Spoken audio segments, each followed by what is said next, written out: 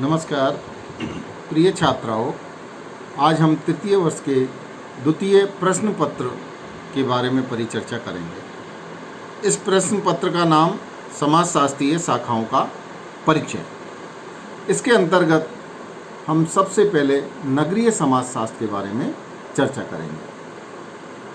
तो नगरीय समाजशास्त्र के बारे में चर्चा करने से पूर्व में इसकी थोड़ी पृष्ठभूमि जाना पड़ेगा।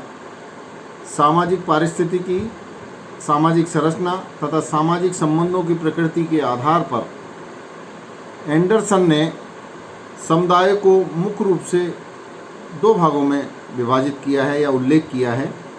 पहला है ग्रामीण समुदाय और दूसरा है नगरीय समुदाय। जिस प्रकार ग्रामीण समुदाय के विभिन्न पक्षों का अध्ययन करने वाली शाखा को हम ग्रामीण समाजशास्त्र कहते हैं, उसी प्रकार नगरीय समाजशास्त्र भी समाजशास्त्र की वह शाखा है जो नगरीय क्षेत्र का अध्ययन करती है। नगरीय समाजशास्त्र सरल शब्दों में कहा जा सकता है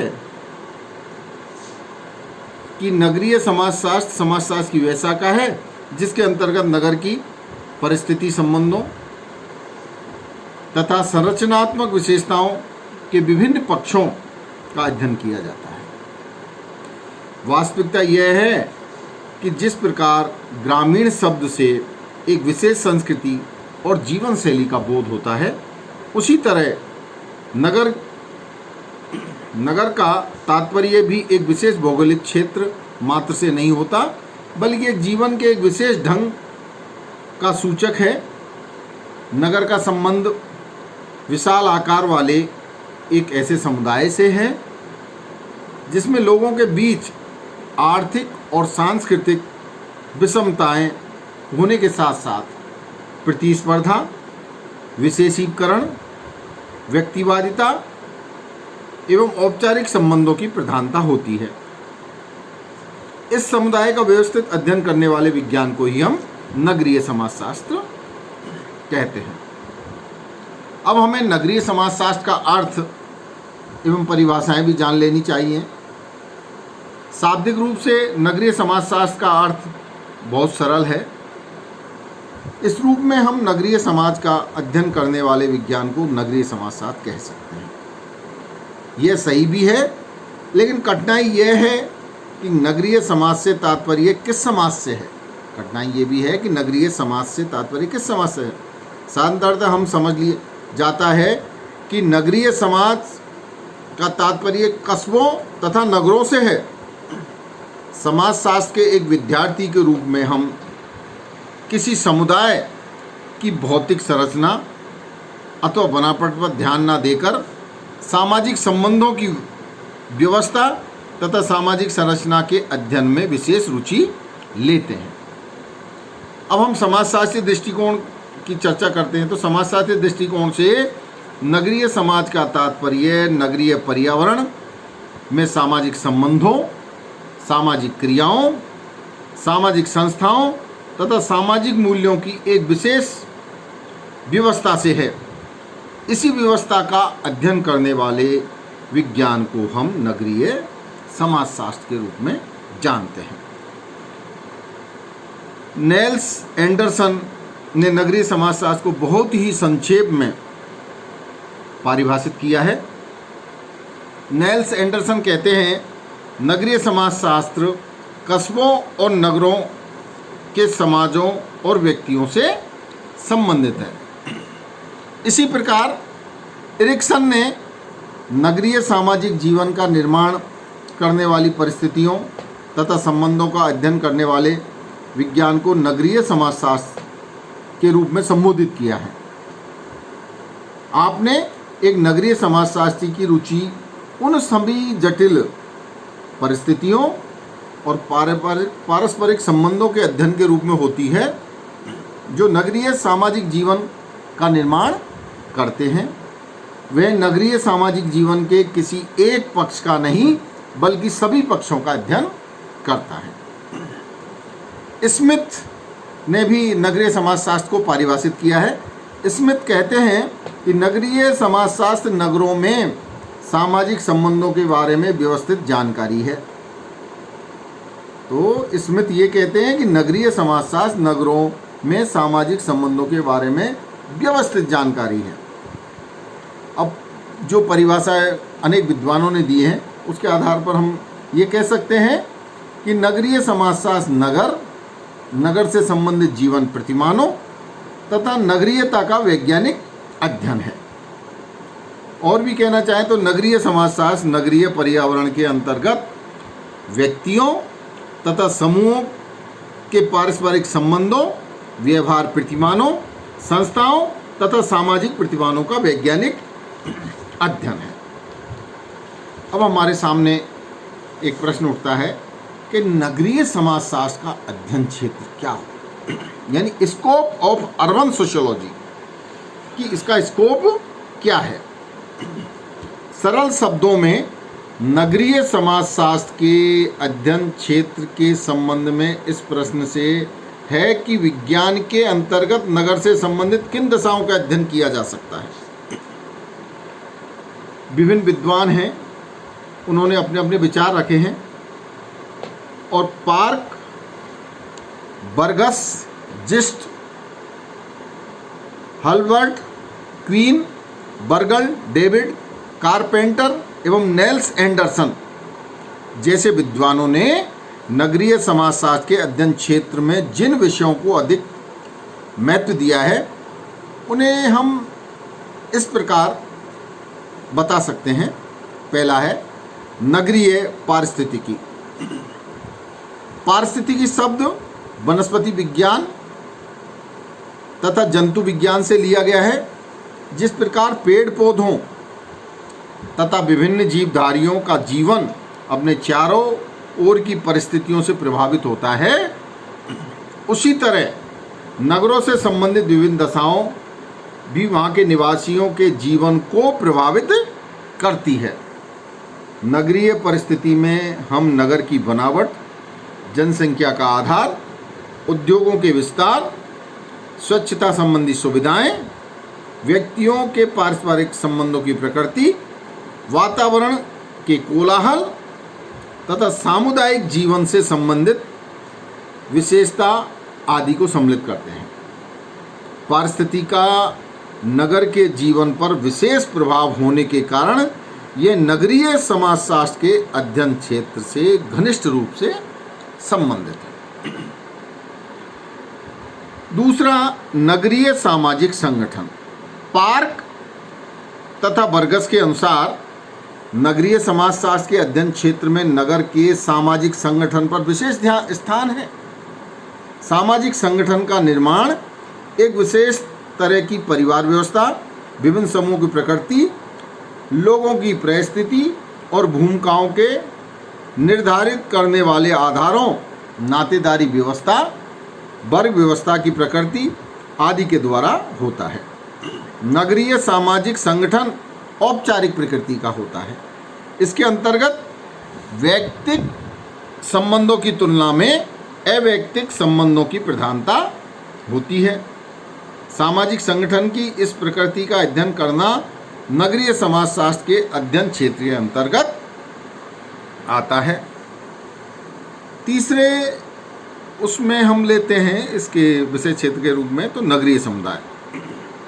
नगरीय समाजशास्त्र को नगरीय समुदाय का अध्ययन कहा जाता है, यानी नगरीय समाजशास्त्र को नगरीय समुदाय का अध्ययन कहा जाता है। इसका कारण समाजशास्त्र में नगरीय समुदाय के जीवन से संबंधित सभी पहलुओं का अध्ययन करना है। यह वह भाग है जिसके अंतर्गत नगरीय मनोवृत्तियों तथा नगरीय संबंधों की विस्तार से विवेचना की जाती है। अब है नगरीय सामाजिक संरचना। समाजशास्त्र में जब सामाजिक संरचना के अध्ययन को अधिक महत्व दिया जाने लगा तब नगरीय समाजशास्त्र के अध्ययन क्षेत्र में नगरीय सामाजिक संरचना के अध्ययन को भी अवश्य समझना चाहिए। नगर की सामाजिक संरचना का निर्माण कुछ विशेष प्रकार के समूहों से होता है। इन समूहों के संबंध हित प्रधान बहुत अस्थायी होते हैं, यानी हित प्रधान होते हैं और बहुत ही अस्थायी प्रकृति के होते हैं।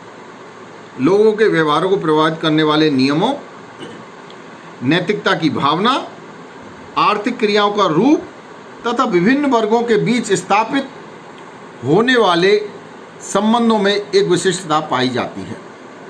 नगरीय समाजशास्त्र ऐसे विषयों के अध्ययन से संबंधित है।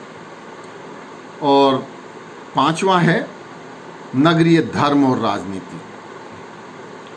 एक विशेष समुदाय के धार्मिक विश्वास, राजनीतिक व्यवस्था, उसकी संरचना, जीवन पद्धति को प्रभावित करते हैं। यही कारण है कि नगरीय समाजशास्त्र में नगर की धार्मिक संरचना, धार्मिक व्यवहारों की प्रकृति, राजनीतिक दलों की कार्यपद्धति तथा जनसाधारण पर उनके प्रभाव का अध्ययन किया जाता है। नगरीय धर्म में विश्वासों का उतना महत्व नहीं होता जितना तार्किक व्यवहारों का। राजनीतिक दलों की सक्रियता के कारण यहाँ एक ऐसी राजनीतिक चेतना की प्रधानता होती है जिससे आर्थिक व्यवहार तथा सांस्कृतिक जीवन भी प्रभावित होने लगता है। जिससे क्या, आर्थिक व्यवहार और सांस्कृतिक जीवन भी प्रभावित होने लगता है। विभिन्न वर्गों की परिस्थिति को प्रभावित करने में भी राजनीति की एक विशेष भूमिका होती है। अब है सामाजिक परिवर्तन। नगरीय समाजशास्त्र के अध्ययन में उन सभी विषयों को सम्मिलित किया जाता है जिनका संबंध नगरीय समाज में होने वाले परिवर्तनों से है। नगरों की प्रकृति परिवर्तनशील होती है। अनेक परिवर्तनों में जहां समाज सुधार को प्रोत्साहन मिलता है, वहीं परिवर्तन के फलस्वरूप नगरों में विभिन्न समस्याएं भी पैदा होती हैं। यानी नगरों में बहुत सारी समस्याएं उत्पन्न या पैदा होती हैं। नगरीय समाजशास्त्र में ऐसे सभी परिवर्तनों के कारणों तथा उनके प्रभावों के अध्ययन का समावेश है। सातवां है नगरीय सामाजिक प्रक्रियाएं। सोरोकिन ने सामाजिक प्रक्रियाओं के अध्ययन को नगरीय समाजशास्त्र के अध्ययन क्षेत्र में प्रमुख स्थान दिया है। उनके अनुसार नगर एक ऐसा समाज है जिसमें सभी सहयोगी और असहयोगी सामाजिक प्रक्रियाएं साथ साथ क्रियाशील रहती हैं। यहाँ श्रम विभाजन और विशेषीकरण के अतिरिक्त विभिन्न समूहों के बीच समायोजन और सात्मीकरण का बहुत स्पष्ट रूप से देखने को मिलता है। यह स्तरीकरण की प्रक्रिया व्यक्ति की कुशलता और प्रयत्नों पर निर्भर होती है। नगरीय पर्यावरण से प्रभावित ऐसी सभी सामाजिक प्रक्रियाओं का नगरीय समाजशास्त्र के अंतर्गत अध्ययन किया जाता है। अब है नगरीय समस्याओं। नगरीय समाजशास्त्र के अध्ययन क्षेत्र का केंद्र बिंदु है। नगरीय समाजशास्त्र के विकास के आरंभिक स्तर पर अनेक समाजशास्त्री ये मानते रहे हैं कि नगर सामाजिक समस्याओं के केंद्र हैं तथा नगरीय समाजशास्त्र उन्हीं समस्याओं का अध्ययन करने वाला विज्ञान है। लेकिन वास्तविकता ये है कि सामाजिक जीवन को विकसित करने वाली विभिन्न समस्याओं जैसे अपराध, बाल अपराध, वेश्यावृत्ति, भ्रष्टाचार, गंदगी, बेकारी, भिक्षावृत्ति, नशाखोरी, नैतिक पतन आदि का संबंध नगरीय पर्यावरण से नहीं हो से अधिक होता है। ये नगरीय पर्यावरण है उनसे इसका संबंध अधिक होता है। यही कारण है कि नगरीय समाजशास्त्र के अंतर्गत इन समस्याओं के अध्ययन पर विशेष बल दिया जाता है। और लास्ट है नगर नियोजन। नगर नियोजन का तात्पर्य नगर में नियोजित रूप से ऐसी सभी सुविधाओं की व्यवस्था करना, यानी ऐसी सभी सुविधाओं की व्यवस्था करना जिसका संबंध आवास, मार्गों, स्वच्छता, पानी की निकासी तथा पेयजल से हो। यह व्यवस्था नगरीय विकास की आवश्यकताओं को ध्यान में रखते हुए की जाती है। नगरीय समाजशास्त्र के अध्ययन क्षेत्र में वे सभी विषय आ जाते हैं जिनका संबंध नागरिक आवश्यकताओं को समझने तथा उनका प्रबंध करने वाले संगठनों से होता है। और संक्षेप में हम स्पष्ट रूप से या थोड़ा स्पष्ट और करना चाहें, नगरीय समाजशास्त्र का अध्ययन क्षेत्र बहुत व्यापक है इसके अंतर्गत उन सभी विषयों का अध्ययन किया जाता है जिसका संबंध नगरीय पर्यावरण को समझने तथा उसका समुचित विकास करने से है।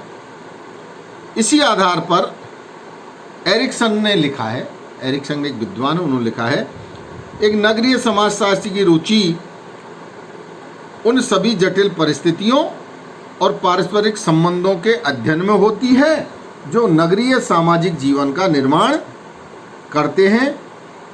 नगरीय समाजशास्त्री नगर के सामाजिक जीवन के किसी एक पक्ष का नहीं बल्कि सभी पक्षों का अध्ययन करते हैं। तो आज हमने आपको नगरीय समाजशास्त्र का अर्थ, विशेषताएं और नगरीय समाजशास्त्र का अध्ययन क्षेत्र के बारे में जानकारी दी है। धन्यवाद।